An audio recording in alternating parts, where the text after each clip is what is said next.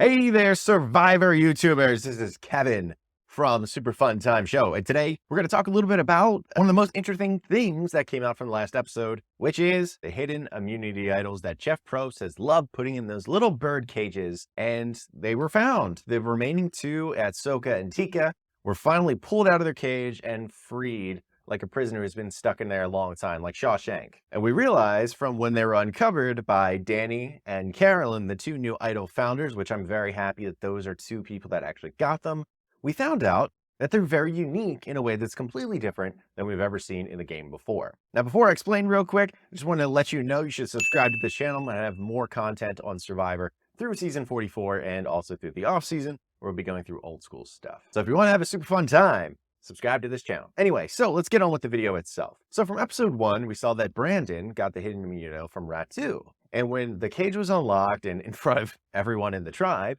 he pulls out the hidden immunity idol, says, "Oh, you have found the hidden immunity idol. And you have found a fake hidden immunity idol," which means one was real and one was fake. And that's the first time we've ever seen a fake go with a real one in the game before. At first, it seems like a great mechanic. You get one real one and you can just psych out the rest of your tribe. But it sounds like there's actually kind of more of a fake out than anyone really realized. After seeing Danny get his hidden immunity idol, we see that he has a real one as well, but it looks different than the one Brandon got. This is an old school hidden immunity idol found in a new school way. His real one looks a lot like the fake one from Brandon. Then we saw Carolyn, the Minnesota stud that she is.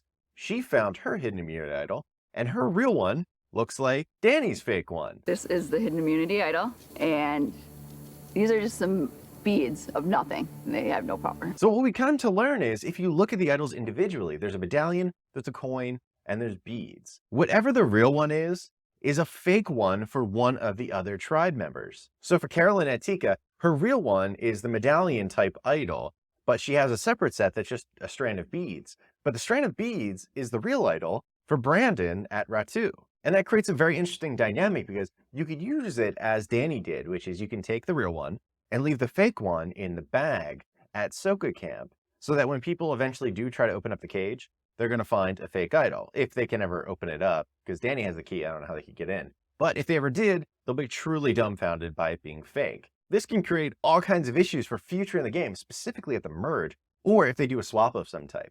Carolyn in particular is the one I'm thinking of in this instance. I mean, like if Danny's fake idol somehow gets popped out of the cage one way or another, that is the coin one. Carolyn's going to see hers, her real one, which has a coin at the bottom. And Soka's fake one is the coin. If she sees Soka's fake coin one, she's going to go, that's a real one, but she'll be wrong. And I wouldn't blame her. They haven't had hidden immunity idols that are the same, but also false at the same time.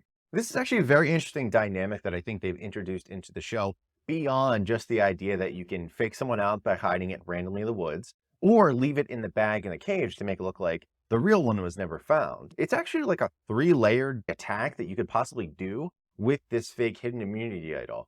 And I have to give Survivor producers super good credit for coming up with this mechanic. I thought the bird cage was a little bit silly, but honestly, I've softened on that. I think it's actually a really interesting dynamic on how you have to rush in, get it, make the bag not look like it's been touched in a long time. It's way better than the idol phrases from 41 and 42. I thought those were really dumb. And 43, the beads, I didn't really like that very much either, honestly. Everyone just gave out their beads for the most part. So I didn't think it was all that difficult. But this is one of those things they haven't explained. You have to really pay attention to what was popped out when they actually pulled out the idols themselves. I know a lot of people, especially on Twitter, were freaking out that Carolyn was holding up the wrong idol, which that's really what got me to look at the idols more critically.